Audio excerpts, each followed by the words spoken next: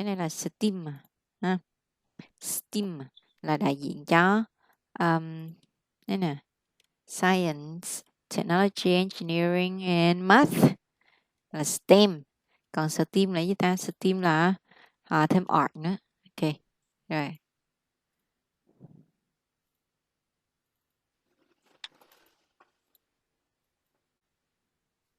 STEAM. Unit STEM. 4, The Art in Science. Pages 60 and 61. Read. STEAM careers. What connects no. architects, map makers, and video game developers? Đúng rồi. What gì? What connects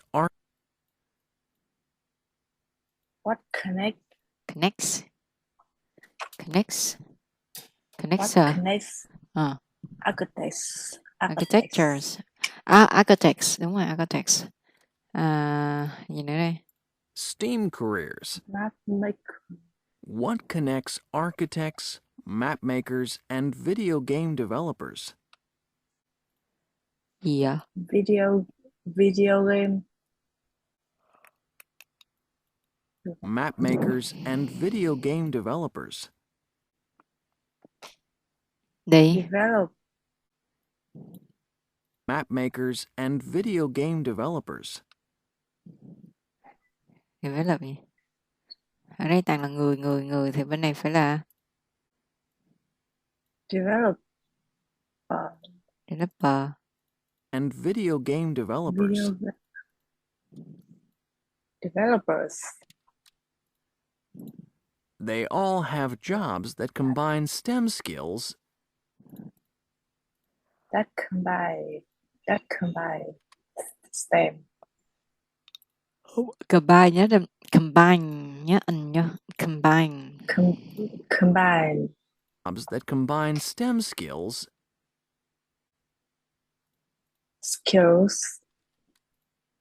and art. And arts. Yes. Art. Combine STEM skills Arts. and art. Art. Nó không đọc tờ luôn kìa. Nhưng mà nó không có sợ. Arts. Sợ đâu mà sợ. What? Do you know Art sometimes I want to poke. Không đếm được. I want to poke your eyes. Yeah, sometimes.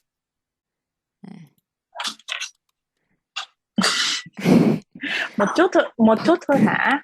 Yeah, sometimes. Yeah, sometimes. Always. Hey, nó poke cái nè. Đó. Nó poke cái nè. Đấy, how to poke your eye out. Đấy, see? Yeah. Vậy hả? Vậy đó. Careers that combine a STEM skill with art are called STEAM. Science, technology, engineering, art, and math. Rồi đó. Chết ra rồi. Science. Science. Art are called STEAM. Science, technology, engineering, art, and math.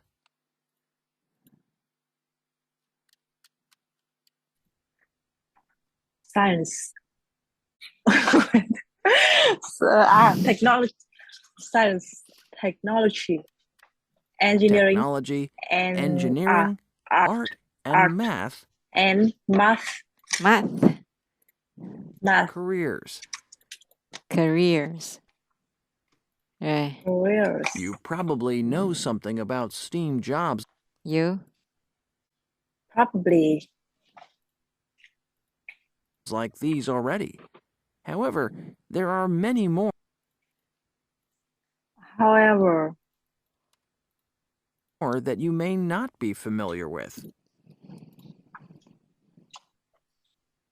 Yeah. May not be familiar with. True. Will? There are many more that you may not be familiar with.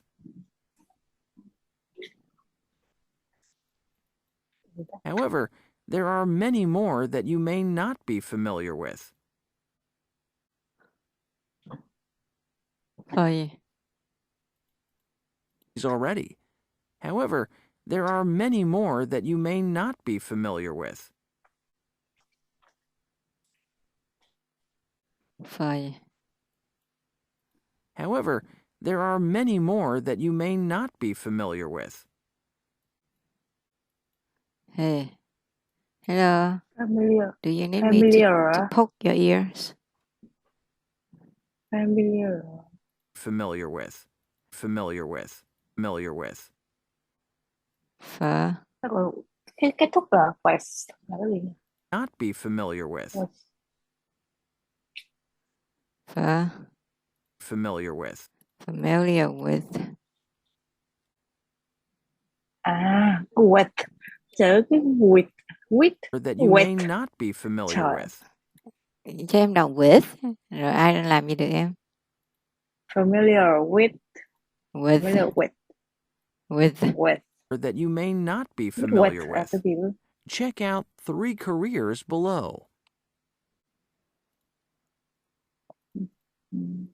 Check out 3 careers below. Scientific animator. Animator là gì? Animate là làm cho nó hoạt động, nó kiểu gì nè? Đấy, animator là cái người mà làm phim hoạt hình á, animator. Anime. Không.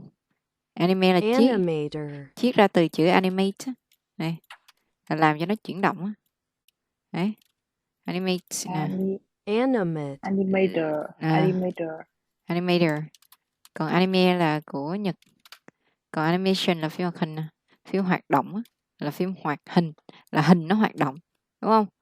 Animate là cái người làm cho nó hoạt động. Animation, animator. Đấy. And Animation. Do you like to draw? If so, you might like a career in scientific animation.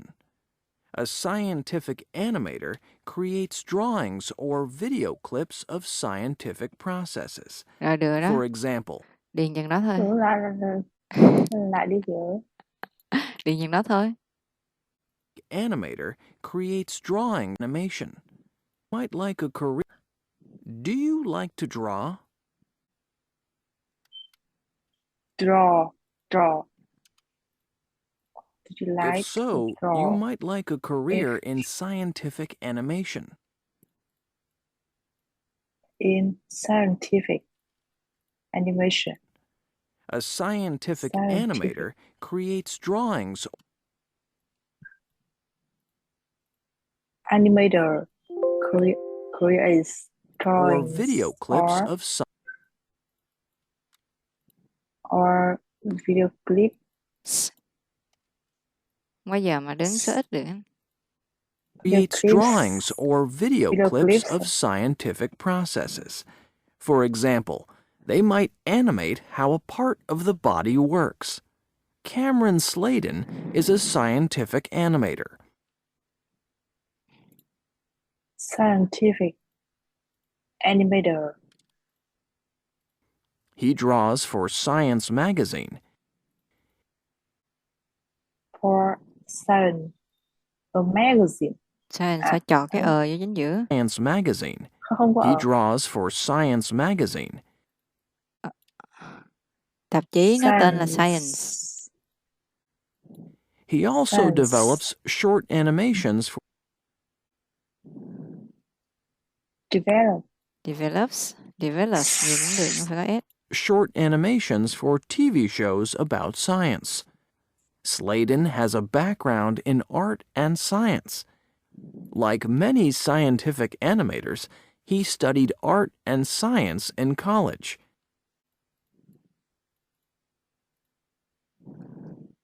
Science. In college. Art and science in college. The average starting salary for Average. college. The average starting salary for this job Salary. is over $70,000 a year. How much? Life. is over $70,000 a year. 7. Seven gì? $70,000 a year. Over $70,000 a year. 70. Cái gì nữa? 70,000 a year. No, no. Over $70,000 a year. Dollar. 77 year. là 70,000 là sao? 70 nè, 1000 là như vậy. Hả? 70.000. 70.000 đô Ừ. một năm. Ngon, cũng ngon. Next, Metal Smith. Smith là người mà luyện Smith, Metal Smith, Silver Smith, Metal Smith. Ok. Này, metal này là cánh đồng không tính.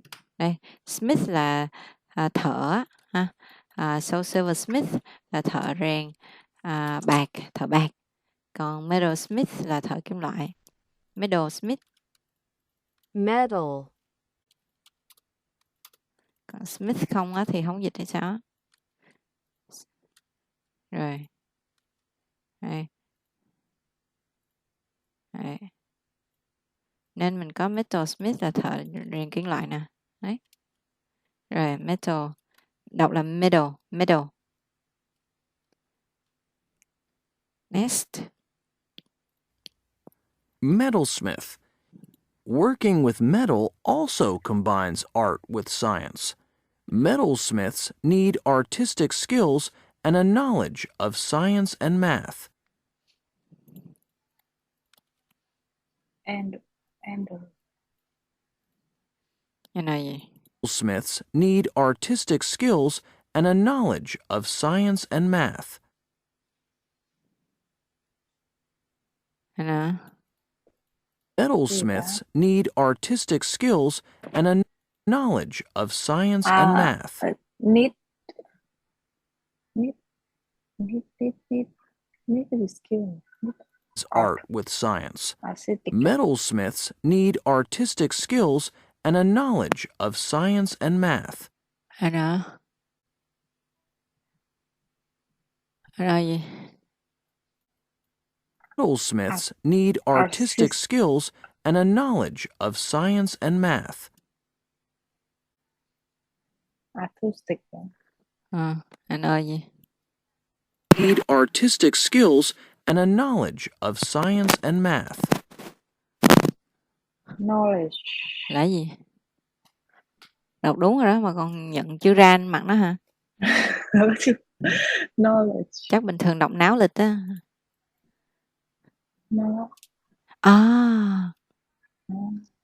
Thì đó nó cũng biết luôn chuyện này.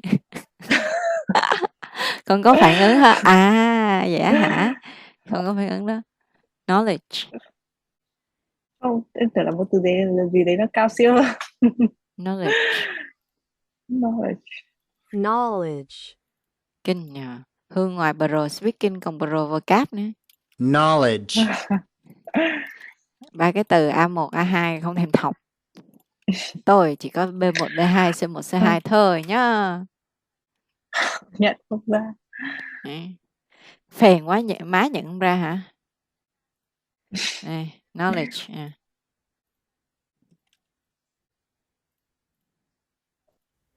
Valerie of science and math.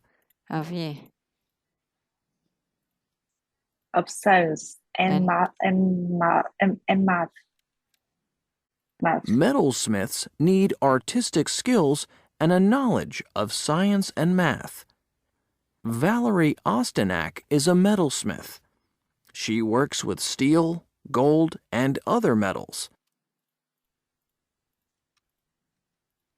Làm gì? She works with Steel, gold, and other metals. Nhìn coi là nào trong cái này. Cái đầu tiên. She works with steel, gold, and other metals. steel, thép, gold, vàng, and Ở đó. Nó là Cái gì? gì? gold and other metals. Other Steel, material gold, á, and vật liệu other khác à? metals. Medals. Gold and other metals. Metal cái nào ta? Cái này là chị, là chủ đề của mình học đó chị. Là kim loại đó chị. Metal hay medal? Medal. Gold and Metal. other metals. And other metals. Thấy không? Medals. Our metals. And she She Học mạnh makes nghe này. jewelry. Mạnh kim. Kim chính She thức. makes jewelry. She makes She makes jewelry. jewelry. she makes Other metals. Jewelry. She makes jewelry. jewelry là gì? Đây nè. Là gì? Jewelry.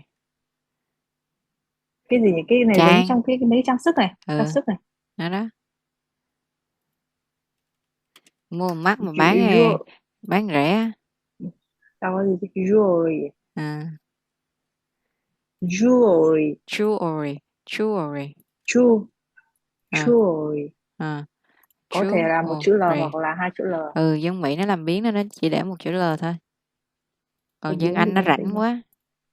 Thấy không? Dân Anh nó rảnh ghê lắm, nên nó nhiều khi nó nhiều chữ hơn dân Mỹ, cùng một từ mà nhiều chữ hơn dân Mỹ. Jewelry. Dân Mỹ thì thời gian là vàng nên viết ngắn thôi. Travel cũng một chữ L nè. Nhưng mà giống như dân Anh là traveling đó là sẽ hai chữ L, nhưng mà dân Mỹ một chữ L thôi. Không rảnh nhá. Furniture and sculptures. Rồi, gì nữa? Makes jewelry, furniture, and sculptures. Phớ vậy đó. She makes jewelry, furniture, and sculptures. Furniture. And, Nội thất and And sculpture. Là gì? em tưởng là cái từ sculpture trong từ cái xe máy sculpture, cái xe máy gì nhỉ?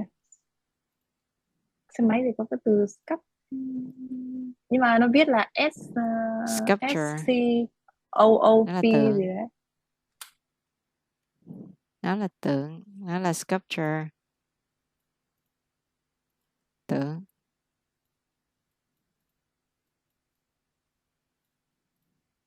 Từ này học rồi, học ở cái bài mà Chicago á. Em biết rồi. Ở trong cái Sculpture.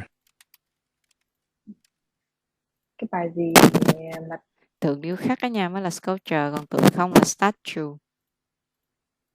có mấy tượng gỗ ở trong cái bài cũng bài nghe. Sculpture. Jewelry, furniture, and sculptures. Ostenak studied science and thinks that art is an expression of things that happen. Express. Sao anh mà express nữa? Art is an expression of things that happen in nature. In nature. Metalsmiths can also work in repairing historic artifacts.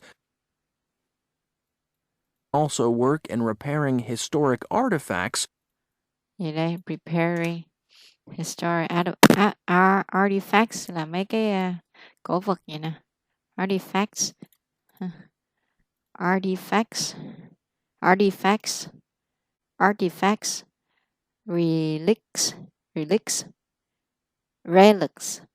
Relics.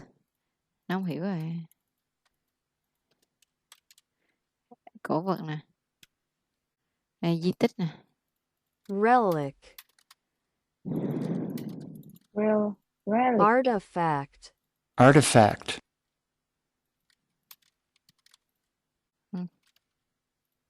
Rồi. For places like museums.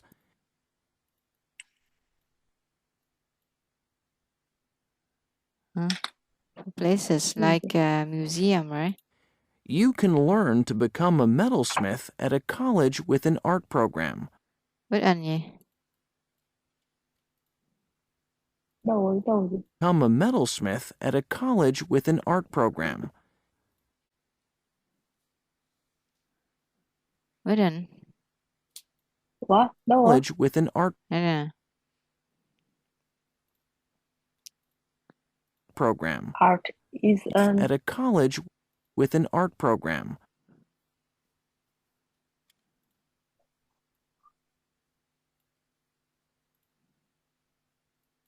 You can learn to become a metalsmith at a college with an art program. with an art program. You can also learn the skill at a trade school At a Trade school. Nghĩa là gì? Trade school là gì? trao đổi. Trade Trao đổi. school. Trường kinh doanh thương mại. Trader. Trader là người làm trao đổi, nhưng mà trade còn nghĩa là thương mại nữa. Trade fair là hội chợ thương mại. Trade school. Rồi. or by working with a professional metalsmith. With a professional metal smith. Or like Valerie Ostenak, you can study science. Metalsmiths earn about $40,000 a year. About $47,000. Metalsmiths earn about $40,000 a year when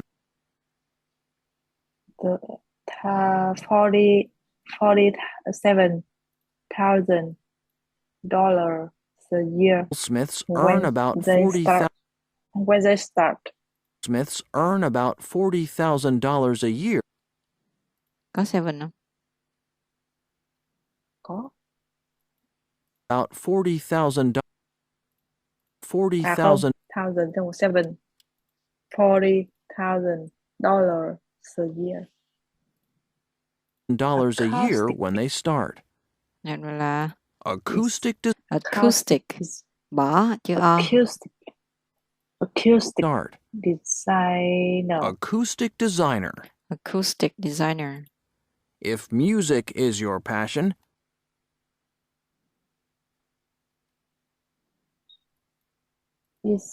if music is your passion, if music is your passion, đam mê á. Đúng không? you might consider a career as an acoustic designer. You might You might consider as a Consider a career as an acoustic designer. the acoustic designer. acoustic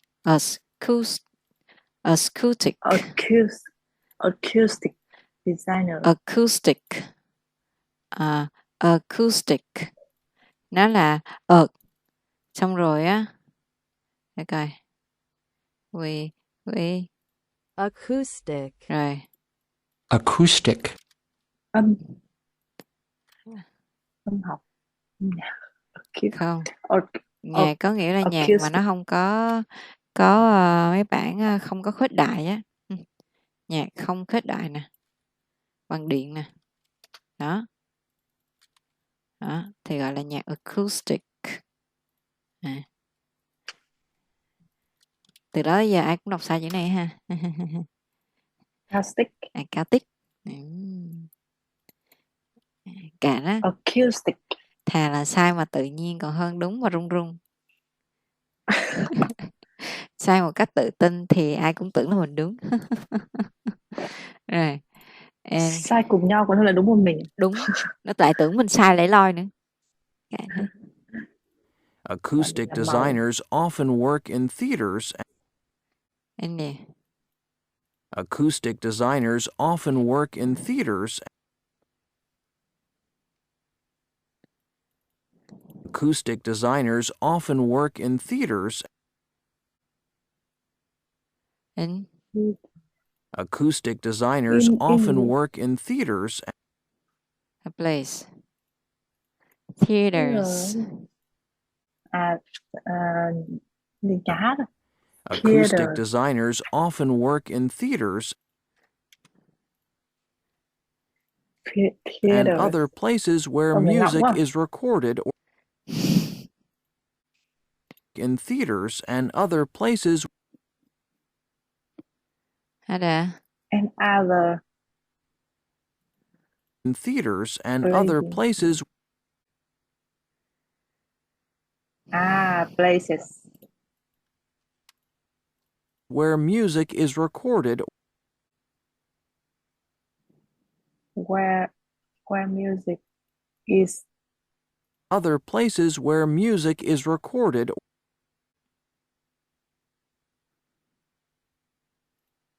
where music is recorded Yes. where music is recorded Yeah. and other places where music is recorded or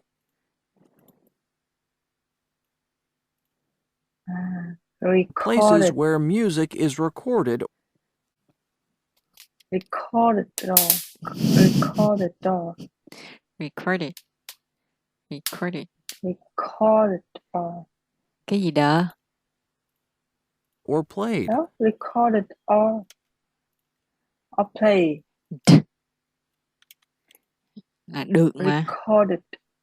recorded or played. They make sure that the sound quality in different spaces is good.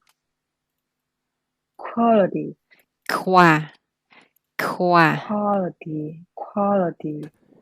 Trevor Cox is an acoustic designer. To create the best sound,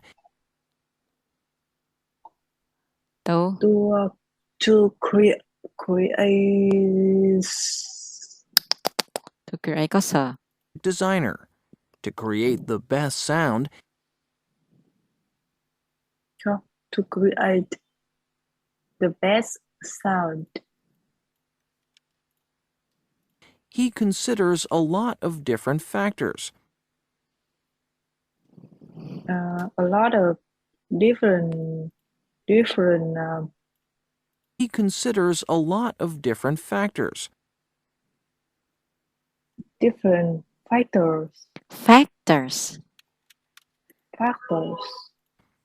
For example, he thinks about the size of the room and the specific materials used for the walls. Specific Materials Materials. used for the walls. Some colleges offer degrees in acoustics. Often, these degrees involve classes in physics. Degrees involve classes. These degrees involve classes in physics. Classes in physics. The annual starting salary The annual starting salary annual for an acoustic designer is about $100,000. $100,000. If you like the arts but don't want to be an artist, An artist. To be an artist. consider a STEAM career. There are so many possibilities.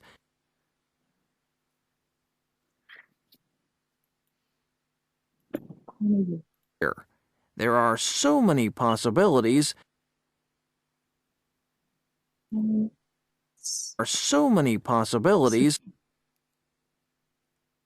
Many abilities. Many mà còn có abilities. Nếu được abilities là phải thêm S. So many possibilities.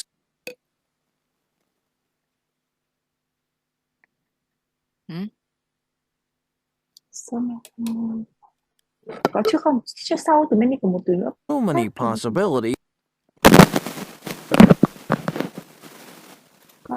There are so many possibilities. Past.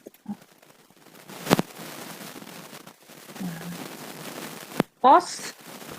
There are so many possibilities. And the possibilities will continue to grow. Will continue to grow. Rồi. Okay. Choose the main ideas. Choose the main ideas for the article. There are STEM jobs for people who are artistic. Degrees in STEM fields are offered at most colleges and universities. There are different ways to learn skills needed for STEM jobs. Acoustic designer have the highest starting salary. In the future, there will be more STEM jobs. Chọn nào là ý chính vậy? Cái hình như acoustic là Acoustic. 40.000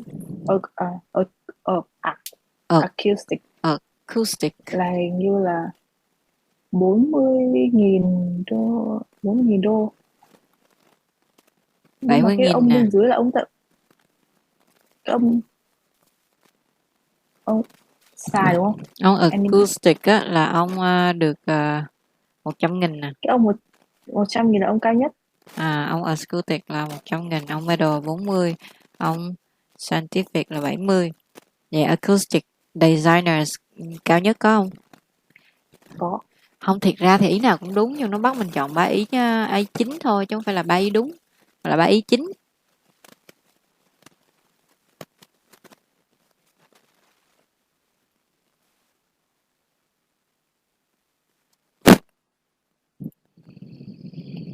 B. Nó vòng chắc ở đâu đó C, E, A, kiểu gì. Rồi. Okay, discuss nè. Which audience do you think the article is mainly for? High school students, college trailer worker in STEM careers.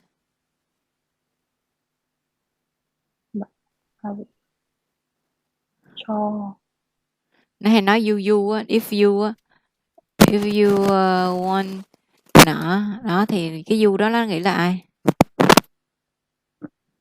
College teacher không? Không. Thế là ai? Chắc là high school students. Chắc vậy á. Rồi. And what's the writer purpose in writing the post? Đúng rồi nè. The post give an opinion about the best STEM careers, tell readers about different types of STEM jobs, explain the pros and cons of different STEM jobs. Lợi và hại ha. Pros and cons. Không nhắc đến hại thì. Vậy thì là cái gì? Cái nào là best không? Pick ra cái best không? Như nó lương cao như thôi chứ ông đâu có nói đâu. Ok. Họ không nói cái nào best hết ha. Tự mình muốn nào best thì tự. Ok. Rồi scientific college degree. Cái này là cái bài này đáng lẽ đã phải nghe trước cái bài kia. Rồi. Kệ đi. Rồi. Writing ha, writing về tự học nha. Rồi, cái này làm chưa? Chưa. Ability. Advanced. Attach. Rồi, làm chưa? Chưa luôn. Many robots are used for ability advanced attach contest few imagine industrial or regional produce realistic. Xong rồi đó.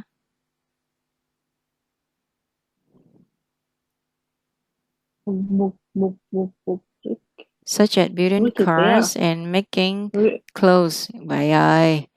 Building cars and industrial. Next, you can file a photo when you send an email. khi bạn gửi một cái email. You can Attach. If a painting of a person is là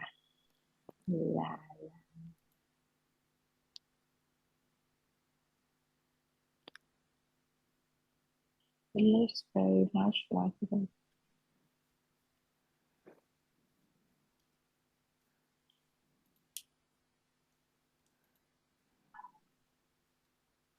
is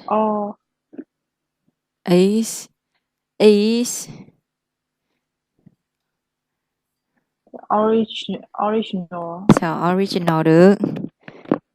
Hình gốc là hình sao? Hình chưa có pha kè hả? Thực tế à? Realistic. Vâng. Realistic. Many college graduates enter the graduate center. Rất nhiều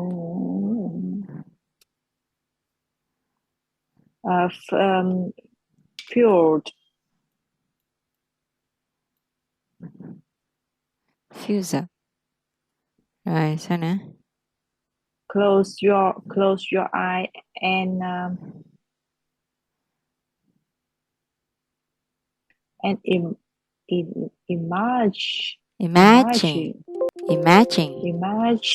imagine you are in your favorite place.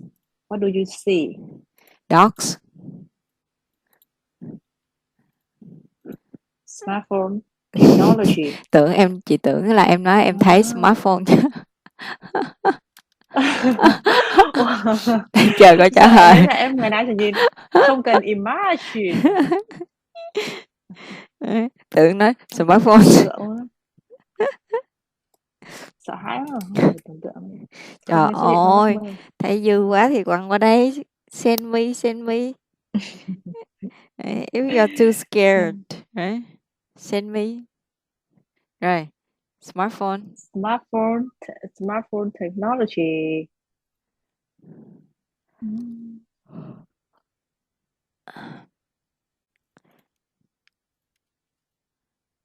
Advanced every year. Advances. Bắt mình chưa động từ luôn. Have more features. Features, chứ không phải features. Features. This. Edited photo looks nothing like the original. The original photo. Smartphone companies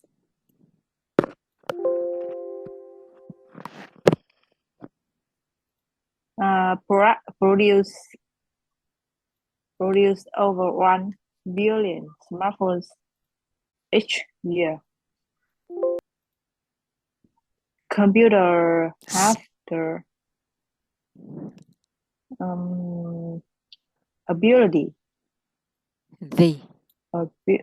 ability to solve math problems much faster than people can. The RoboCup is a contest is a contest where teams of robots play soccer against each other.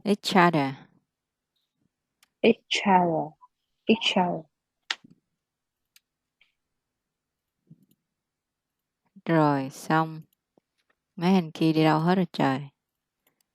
Rồi cái nó review lại, cái nó mất cái hình người ta. Rồi, ok. And what is a contest that you might enter? Huh? What do you think you can compete with others? I think I can compete in sleeping. That you might enter là bạn cần và bạn phải Bạn vượt có qua. thể tham gia ấy. What do you think? I think I can compete sleeping with others. Chị nghĩ là chị thi ngủ được. Easy peasy lemon. Yeah. Easy peasy lemon squeezy. Easy peasy lemon squeezy. Squeeze, bóp nát ha. Easy peasy là dễ ợt. Nhưng mà còn lemon squeezy là thêm vô thôi. So, what kind of contest or competition do you think you might enter? Nghe thấy contest là nghe thấy sợ hãi. Eating, sleeping, counting money. But I'm not good at numbers. You can. You can try. Close your eyes and imagine the perfect day. What are you doing? Who are you with? Nhưng mà ví dụ như sports, art, writing, music thì còn nhiều. Tự nhiên academy là gì? Academic là hàng lắm á. Học thuật. Academic contest. Academic contest. Academic. Dạng như spelling bee á, chứ ông đánh vần á. Rồi, sao? Hả? Imagine a perfect day. What are you doing? Mình không biết mình làm cái gì luôn. Work. Every day I work. Work dữ quá nên giờ không biết perfect day đó ra làm sao luôn. Work Không, em bảo là vẫn đang trả lời câu 1, không biết trả lời cái không biết làm sao. Close your eyes. Close your eyes. Close your eyes. For me, the perfect day is for me, the perfect day is the day that I do nothing. I lie on the couch. On the couch. Sleep. And eat. Eat what? And sushi. Không, sashimi. Okay, sashimi is healthier. And less fat. You know. Không làm gì. Do nothing. And không tệ. Thực ra thì cũng thích, cũng do exercise in the morning. Exercise. Then I come and I go home and watch. Watch. Take a shower. And sau khi đấy là bắt đầu mới đi ngủ là mới thích cái này. After that, you go to bed. After that, vậy thôi hả? I go to bed. Trời ơi.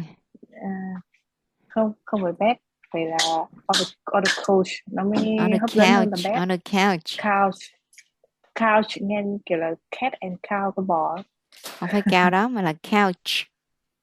Cái ghế gì ạ? Cái ghế dài gì ạ? Đúng rồi. Cái đó còn là huấn luyện viên nữa đó. Couch.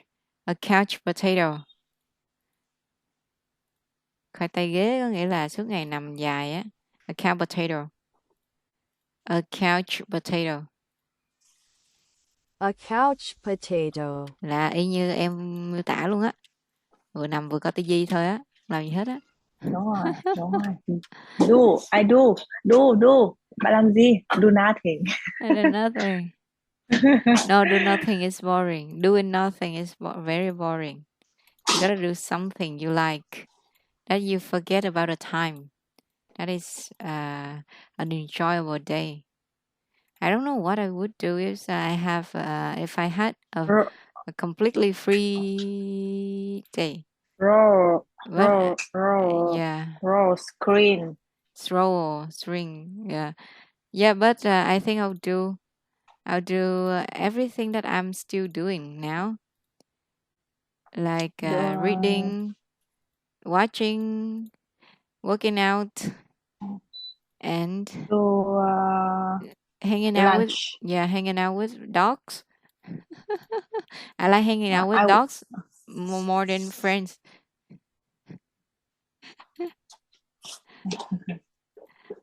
Sau đó là tôi sẽ bắt đầu các hoạt động vào buổi chiều.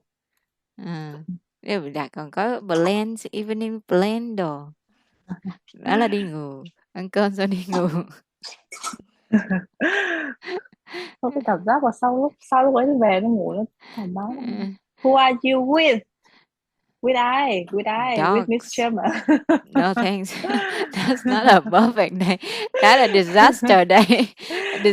Có tính từ của disaster là disastrous. Một ngày thảm họa. Disastrous.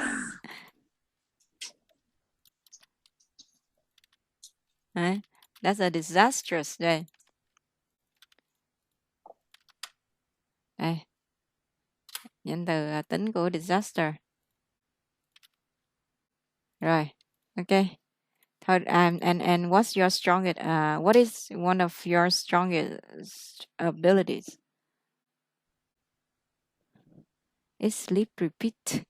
Cái khả năng mạnh mẽ nhất của bạn hả? It's sleep repeat.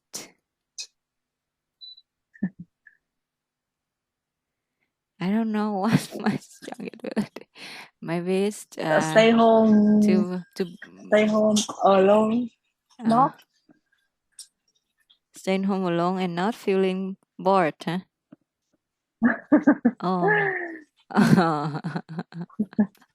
Staying home all day, every day. Oh, that's your strongest. Okay, now abilities of people who work in car manufacturing là gì? Mấy người mà làm việc trong mấy cái ngành sản xuất xe thì khả năng là gì? Thôi dịch luôn cho nó nhanh nè. Designing nè. Này quên, thiết kế. Rồi, làm hoàn hảo không mệt mỏi là gì?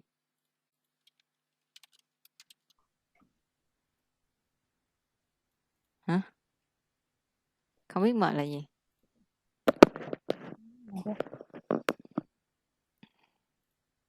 Đó gì? Strong. Tireless. Tired là mệt mỏi. Tireless. Hiểu được cảm xúc nhu cầu của mọi người.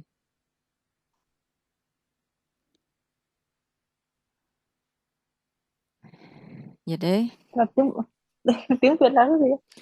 Dạ, tiếng Việt đó chị. Dịch qua tiếng Anh đi. Nhưng mà cái từ đấy trong tiếng Việt nó gọi là cái gì á? Không, đang đi tìm tiếng Anh chị ơi. Đang đi tìm tiếng Anh của nó. Hiểu.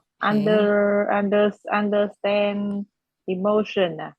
Hay là nhu cầu là gì? Nhu cầu là need à? Needs. Need. Là sao nữa? Của mọi người là a people. Understand people's emotions and needs. Đo lường chính xác lưu trữ hồ sơ. Đo lường là measure.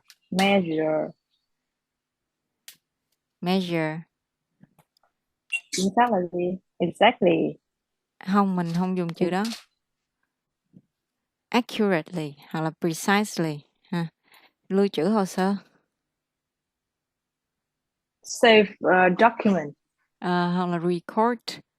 Keeping records. Chữ này là records nha. Đấy.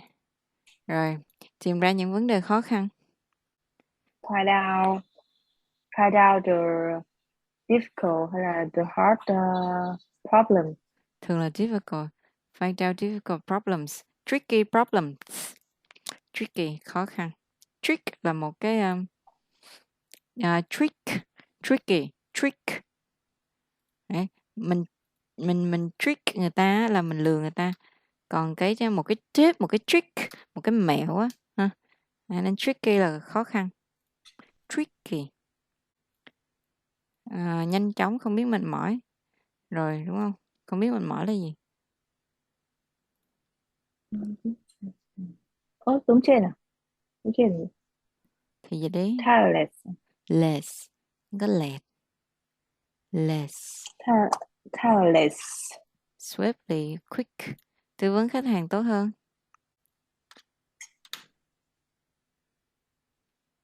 Tư vấn là gì? Tư vấn là advice. Không, cái đó là khuyên. Tư vấn là consult. Better at advising nè. Rồi, customers được á. Còn consult là hỏi thăm ý kiến. Consult.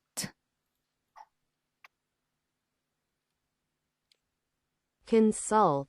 Vậy mình không dùng chữ này được.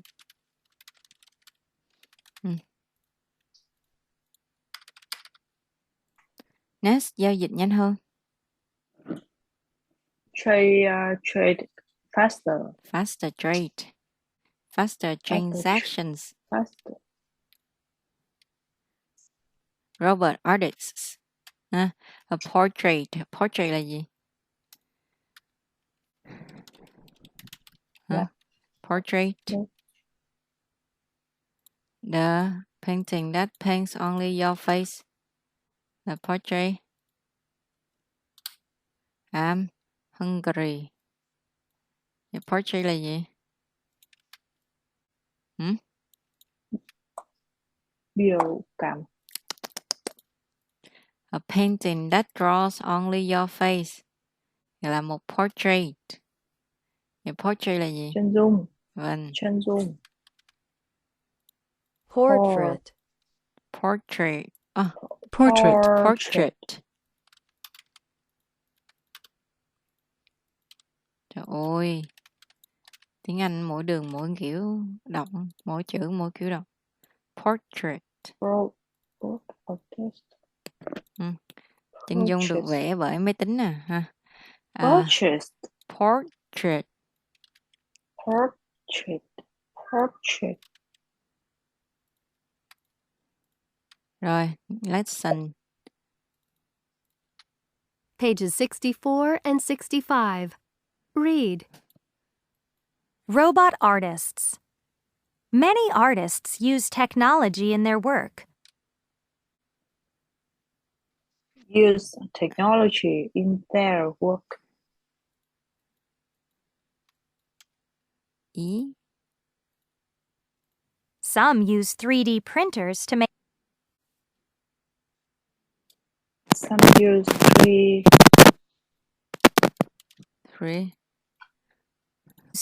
printers. Some use 3D printers to make sculptures.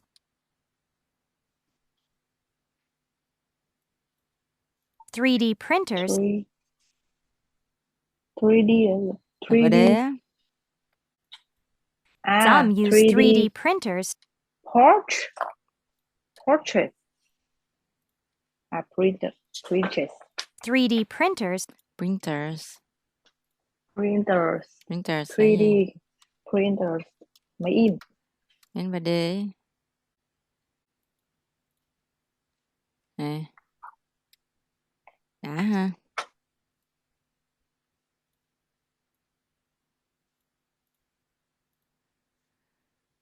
Many artists. Tiếp nha. To make sculptures. Others use drone. Drone. Ai cũng biết drone là gì rồi ha. Rồi. To take. Drone nó khác flycam nha em. To take photographs. Take photographs. Photographs. Photographs. To take First. photographs. Recently, however, technology is creating its own artwork.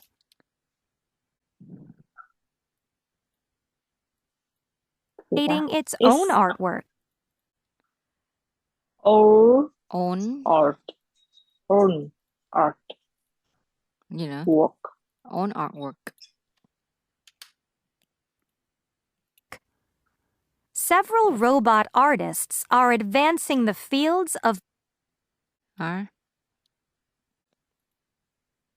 advancing the fields. Robot artists Advan- are advancing the fields Advancing the field of both art and engineering. both art and engineering. trời ơi cái ngành của nó học đó bà con cô bác ơi. Engineering. Oh, hala. Just Fields kidding. of both art. Just kidding, just kidding. Advancing the fields Engineering. of both art and engineering. Trời ơi, các thầy các cô ngồi xuống mà coi kìa. Thầy cô mà nghe xong. Just for fun. Ada, a robot artist, can draw realistic portraits. Draw gì? Realistic portraits. Draw realistic portraits. Portraits nữa gì? Đúng. Vậy hả?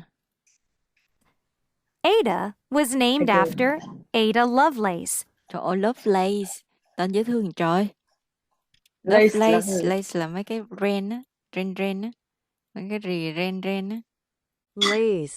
Trời ơi, Ray. Lovelace. Chết tôi. Lace nè, mấy cái ren nè. Đấy. Lovely là gì? Tên nghe lãng mạn hỉ. Lovelace. Chắc ba má bà thích lace á, nên đặt họ luôn là Lovelace. Trời, đó giờ mới thấy có cái người tên cái họ ngồi á. Chẳng lẽ sau này chị đổi tên qua tiếng Anh chị đổi thành Love Dogs? Sao nó kêu Miss Dog? The first computer programmer. First. Ada Lovelace. The first computer programmer. Computer programmer. Programmer. Ada was once an industrial robot. An industry. Ada was once an industrial robot. Industry gì chị ta? Ada was once an industrial robot.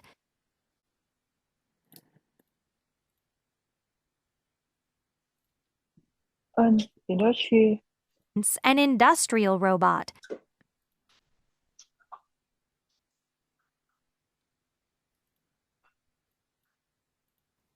Ada was once an industrial robot.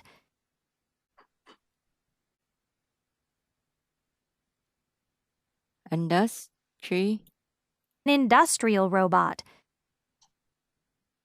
Robot là gì chị? An industrial robot. Robot á. À, con robot, trời ơi nào. Chẳng lẽ đọc robot cho em? Industrial robot. Robot. Once an industrial robot. Robot. Industrial robot. Robot. Robot. Robot. Đúng rồi. Robot. Robot.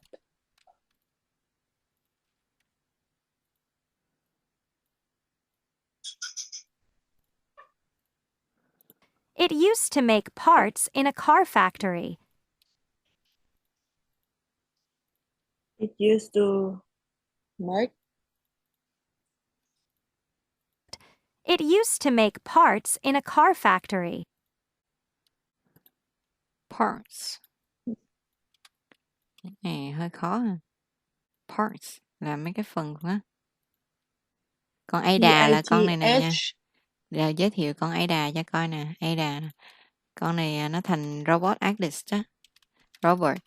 Robot artist. Nghĩa là nó là con người máy. Nhưng nó vẽ xong nó bán ra tiền luôn em. Ha ha ha. Tuyệt vời không? Đây. Đấy. Chắc người ta mua về để đầu cơ á. Với những người yêu công nghệ chắc người ta thích. Này, đây là con Ada nè. Này. Giống người phụ nữ trung niên ha. Nhìn thật ha. Ha. Không nói thì nhìn xa xa tưởng người luôn ấy. Trời ơi. Sao không làm 20 tuổi á?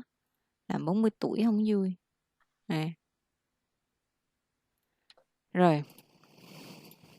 However, a company called Visionaire expanded its uses. Gì? Air expanded its uses. Gì? Is hand in hand is aspire, expand, is explore, gì? Expanded its uses. Expand. Visionaire expanded its uses. Expanded its Uses. Engineers attached a camera.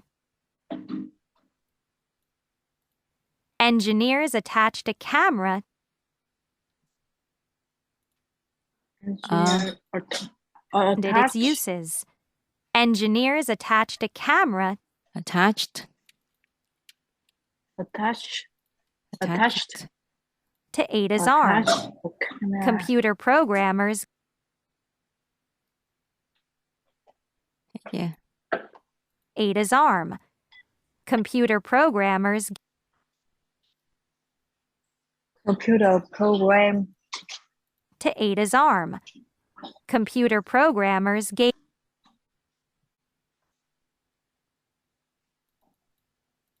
Computer programmers gave it the ability to recognize human faces. The Ability to recognize human faces. Give it the Nếu mà là ability thì nó phải là gì chứ nhỉ? Gave it the ability gì đúng không? Gave it the ability to recognize human faces. To recognize human faces. Faces. To make art, Ada uses its camera to look at someone's face. It then uses a pen to draw a portrait. A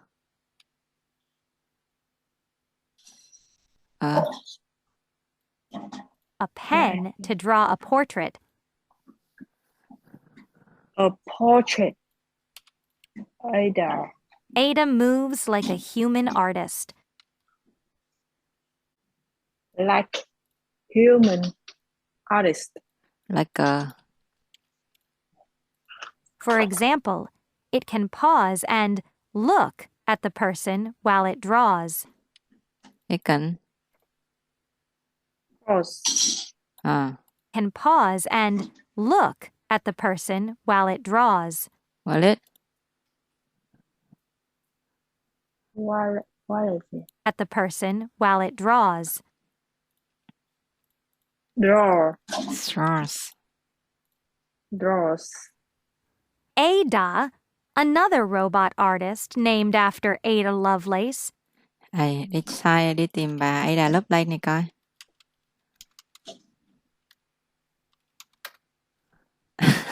Chăm lớp dogs. Elizabeth Tay chăm lớp dogs. First, tech visionary. Visionary là người có tầm nhìn. Trời đẹp quá vậy. Sao đặt tên giống bả mà không làm cho giống bả luôn đi, đẹp quá vậy. Ôi dồi ôi. Hot girl. Môi mỏng quá ha. Đừng có tướng nữa các bác à. Thôi đừng có tướng nữa. Đây là idol lấp lay nha. Để đây cho biết idol lấp lay nha. Visionary là người đưa ra cái tầm nhìn hả ta? Người ta nó hợp với cái miệng của người ta chị. Actually looks like a human Không có gì artist. bổ sung chứ. Hey, actually look like a... Trời ơi đẹp gái quá vậy. Ada Lovelace. Actually look like a gì vậy ta? Lovelace. Actually look Name after. Là được đặt tên theo nha em. Nó có nhiều cái after em không tưởng được lắm. Ví dụ là I was named after. I was named after or I was named after Trump. Trump. Không phải ông Trump đó. Đó, nói gì cho nó ngầu. Trump. Rồi. Hợp lý. Hợp lý à. Rồi, I don't wanna be like that dictator. Có gì nữa? I take after my mom in many aspects. Giống. I take after my mom many aspects. Đấy. Giống. Take after là giống. Rồi, next. looks like a human artist. Tới đâu à? Ada uses cameras in its eyes À đây. to look at a person. Human artist nha, to look at a person nè. Then, the robot uses its bionic arm. Bionic arm. Bionic. Bionic. Cái gì bio là sinh học hả em? Bionic. Biodiversity nè. Sự đa dạng sinh học. Biodiversity. Đa dạng sinh học. Biodiversity. Biodiversity.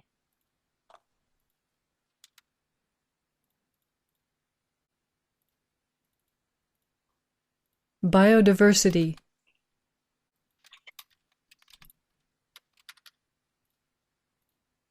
To draw a portrait. Each drawing is different. Dễ như cho. Easy. Different. Ada is programmed not to draw the exact same picture.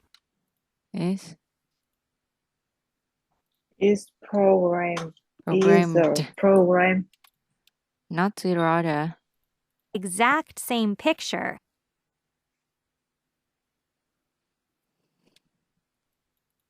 Not to draw the exact same picture. Exact. Not to draw the exact same picture. Exact same picture. This ability makes it more like a human artist. Ada can also talk. Talk. Ada can draw, but it can't paint. Can't paint. Can không có được, không cần đọc tờ, nhưng mà pen phải tờ. But it can't paint. Can paint. But it can't paint. Thấy không? It can paint. Can ở đó ngừng tí đó là người ta biết đọc đờ rồi. It can paint. Instead, Ada can draw, but it can't paint. Thấy không? Đâu có can tờ đâu. Draw, but it can't paint. Instead, a human artist adds paint to its drawings. Twist nhỉ? Trying. No. human artist adds paint to its drawings.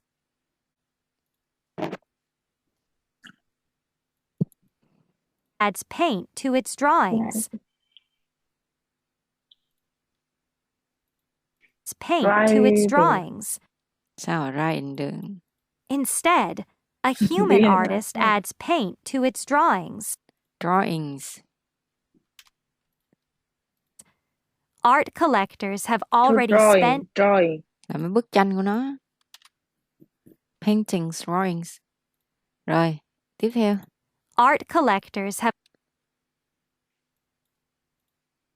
paint to its drawings. collect Art collectors to its drawings. Art collectors to drawings. No, Art collectors have danh từ. collector. drawings. Art collectors Là cái gì? Art collectors. Bộ sưu tập Người sưu tập nghệ thuật. to its drawings. actor mà collector. Art collectors have already spent over $1 million on Ada's painting. Bao nhiêu? Over one ăn gì nhỉ? Ít gì? On Ada's Nếu mà 100 nói làm gì em? paintings. One Collectors gì? have already spent over $1 million on Ada's paintings. One million dollars. Like Ada, E. David started life in a car factory.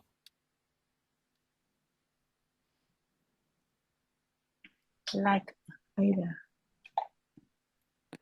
Ở chỗ cần điền thì không nghe. Started life in a car factory. In a factory. Cái gì factory? Started life in a car factory. David started life in a car factory. In a car. factory. Car. Ô tô. Life in a car factory. Two professors in Germany. Two professors in Germany.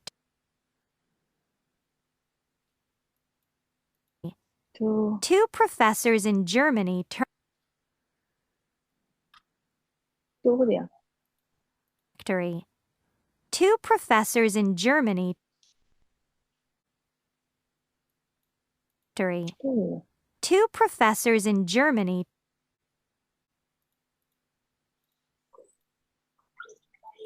factory. Two professors in Germany Two perfect.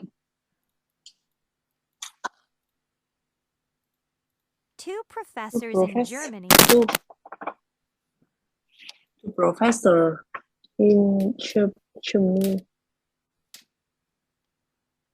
Two professors in Germany turned E. David into a robot artist. Unlike Ada, E. David doesn't draw live portraits. Life gì? Đâu? Instead, it takes a photo of someone. Tới E. David rồi nè. E là chắc electric á.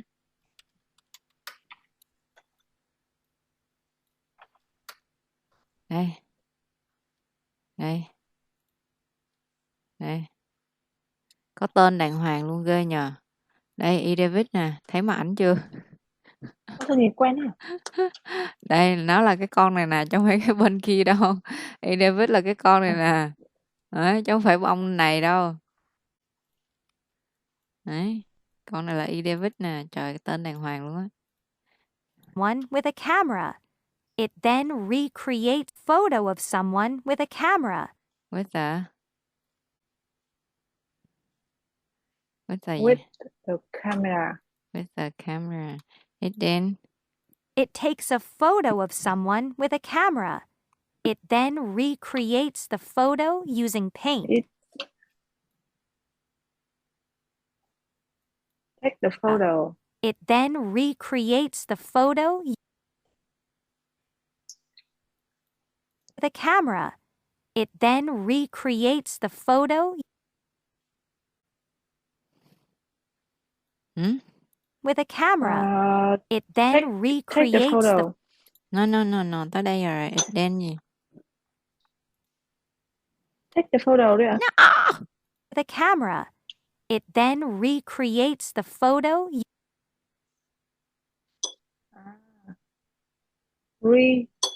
Recreate. using paint. The robot uses a paintbrush and 24 colors And 24 color.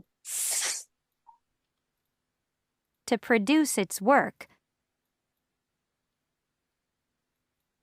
Brush and 24 colors to produce its work. A paintbrush and 24 colors to produce its work. Tú. Uses a Cái này là paintbrush 20. and 24 24 cái gì nhỉ? colors 24 colors to produce its work. to Six. Work. to produce work. A computer tells E. David where to put the paint. The paintings look very much like the original photos. The painting look very much like the original picture. Không. Look á, ở Photo. đây không có S nè.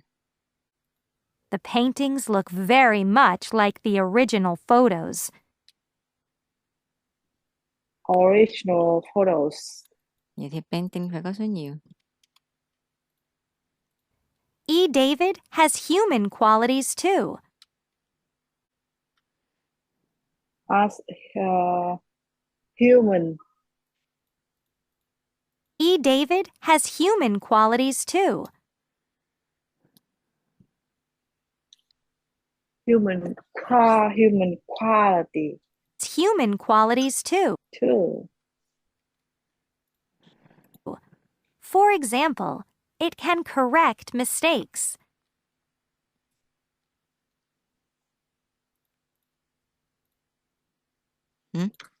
For example, Lại it can correct mistakes. mistake. S- Mistakes. Mistakes.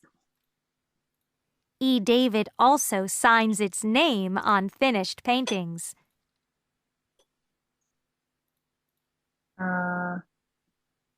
Cái gì pending? Finished paintings. Finished. Signs its name on finished paintings. Paintings. In 2016, E. David, along with 24 other robot artists, Alone. Thiếu một chữ. Không phải alone nữa đâu. David, along with 24 Along. other robot artists, Còn một chữ nữa. Along with. Cùng với. E. David, along with 24 other robot artists, participated in a contest Chữ này học rồi nha. 24 other robot artists participated in a contest called Robot Art.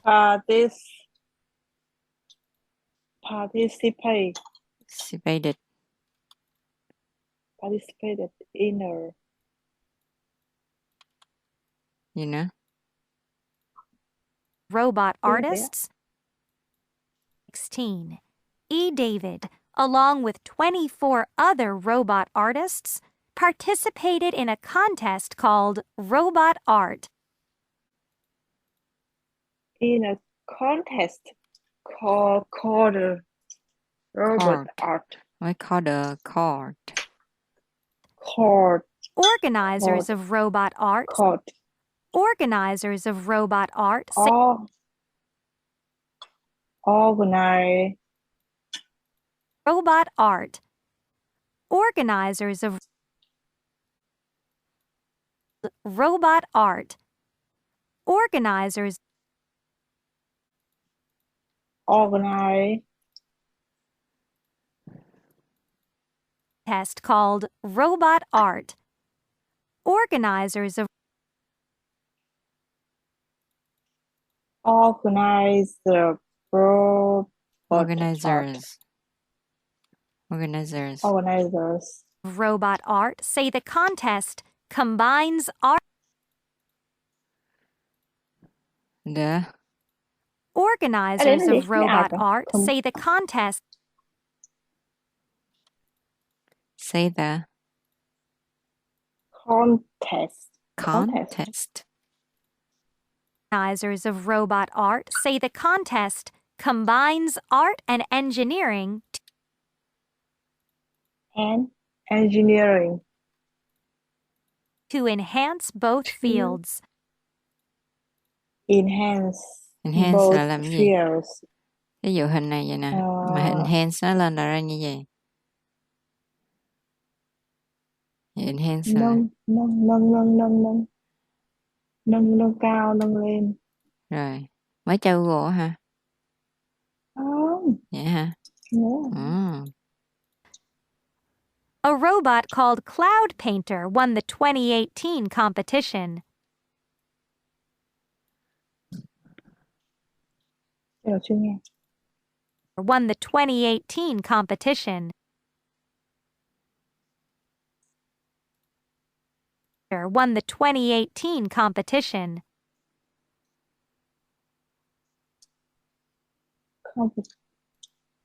2018 competition. 2018 competition. Won the 2018 competition. One of Cloud Painter's paintings is of a person that the robot imagined. Imagines. Some people think that robot artists like Cloud Painter aren't real artists. Real artists. Artists. Aren't real artists. No. Artists. Real artists. But it is clear that robot art is pushing both art and engineering forward. Yeah. For Art and engineering forward. 4 từ hả? Forwards. Đúng. 4 từ hả? Forward. Không. Tới. F. Look forward to. Look forward. Đấy. Bây giờ là forward. Để tới á. Okay, that's very good. Now, bây giờ xếp ha, có 2 headings là nó bị dư nha. Robots teach humans to paint. Có không? Có đoạn nào nhắc tới không? Trời ơi, robots mà nó teach humans to paint thì thôi thảm họa. Để robot nó teach mình sợ chứ. Chết. Không, nó teach mình English thì có. Chấp nhận. Nhưng nó teach mình to paint thì chắc chết. Nhưng mà thấy chắc cũng đúng, tại vì beginner á, nó là master rồi thì thôi nó teach beginner cũng được thôi chứ có sao đâu. Nhưng mà trong bài này có không?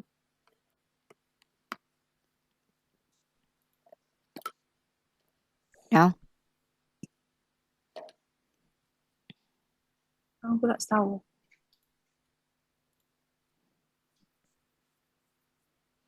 Where? Có phải cái này. Hết rồi. Bây giờ phải tìm cái từ teach.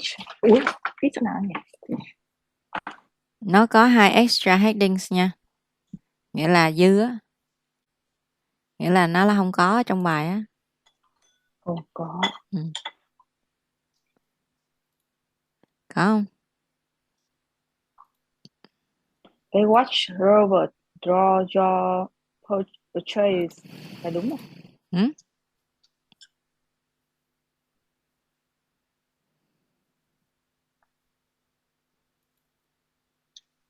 Cái thứ ba là đúng á. Ừ. Nhớ là đoạn nào? Portrait. Portrait. Đoạn nào?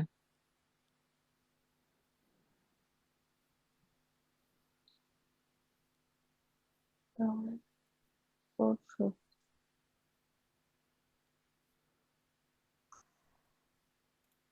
Where? Đoạn trước là sao?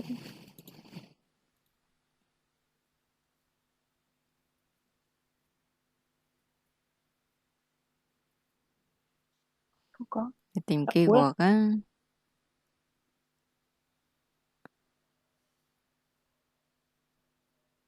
Thấy chưa?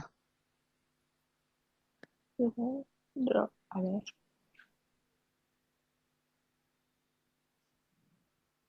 Đâu? Where? Từ em xem lại cái câu kia này.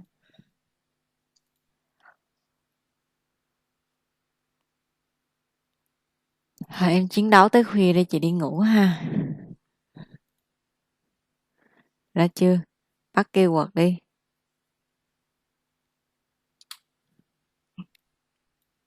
Bắt keyword đi. Có không?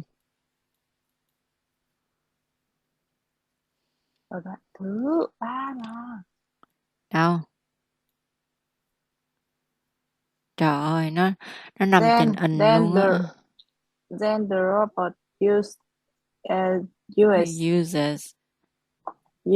Đâu? bionic arm to draw a portrait. Portrait. Portrait. Vâng. Nó kêu là đoạn 2. Đây nè.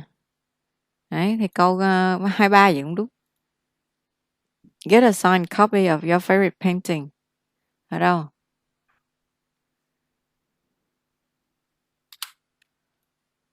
Sign copy of book. Keyword ở đây là gì? Đây, Favorite painting à? chị biết nó ở đâu luôn á. Có không?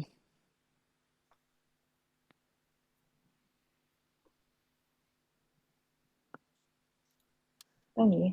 Có không? Thấy chưa? Chưa. Đi tìm chỗ nào có sign nó.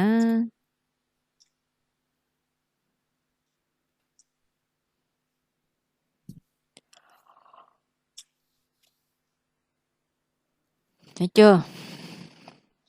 Đâu nhỉ? Làm gì có đâu chị? Có. Bây giờ ngủ cái là em tìm ra.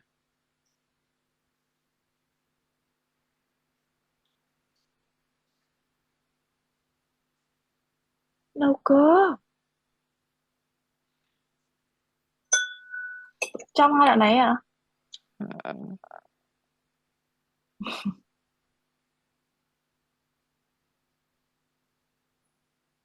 Copy.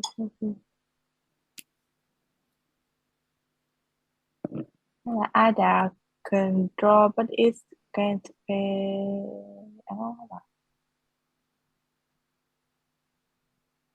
Đâu ở chỗ nào cơ?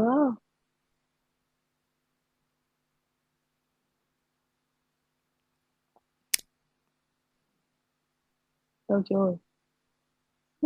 Ở đâu? Làm gì có? Không có một từ favorite nào luôn. Nó không phải là keyword. Sai. Không thấy một từ sai nào.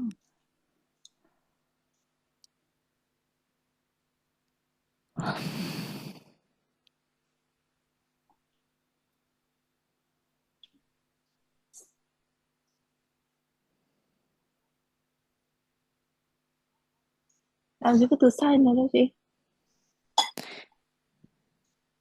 Đây là Đó. chị. Đó.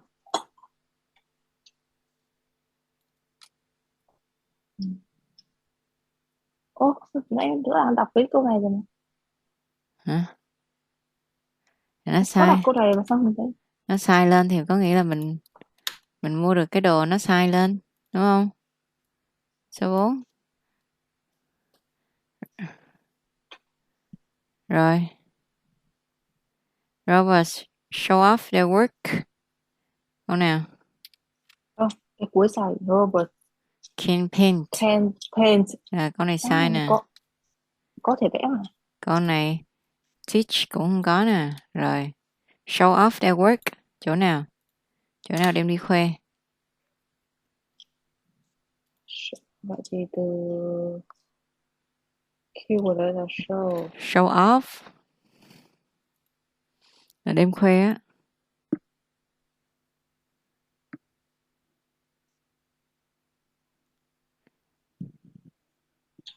Một bộ tóc rất tốn dầu dưỡng. Show off their work.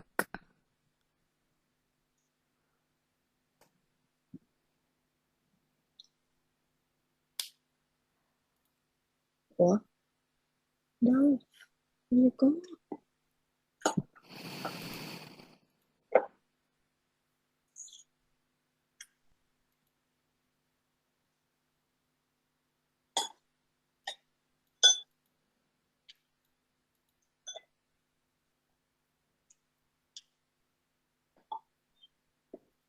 Ừ?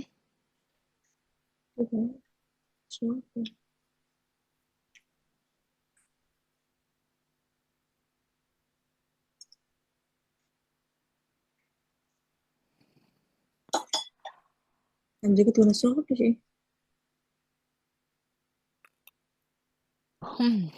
Show chứ không phải show.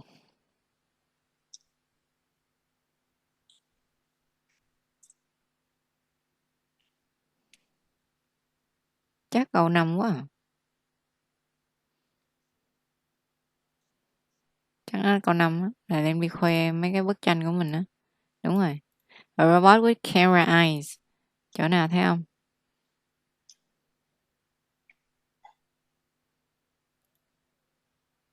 Thấy chưa? Thấy chưa? Thấy rồi đó. Ừ. Ừ? Nice.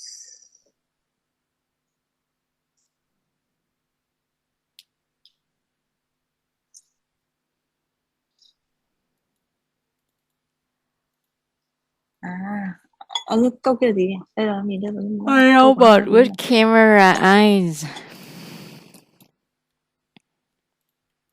Nào. Trời ơi là trời. Face. Chỉ có face, chứ ai đâu. Kệ đi, nó là camera đó. Thì nó nhìn thấy được con mặt con người ta thì có phải là nó có cái eyes không? To make card, Ada use camera. Ừ. Có phải là cái camera nó đó là tính là cái eye của nó không? Đúng rồi. Look at someone's face. Ủa không, nó cái số 3 nè. Đây. Rồi, camera đâu? Đây. À, camera in its eyes nè. Hai người tự ngồi, tự huyễn bản thân để đi ngủ. Đoạn trước cũng đúng mà. Không, ở trên đó nó không có ai. Hai người tự huyễn bản thân để được đi ngủ. Ok, thank you. Nhà thu âm nào. See ya. Có muốn học mấy bài writing không? Còn không thì tự học cũng được. Hả?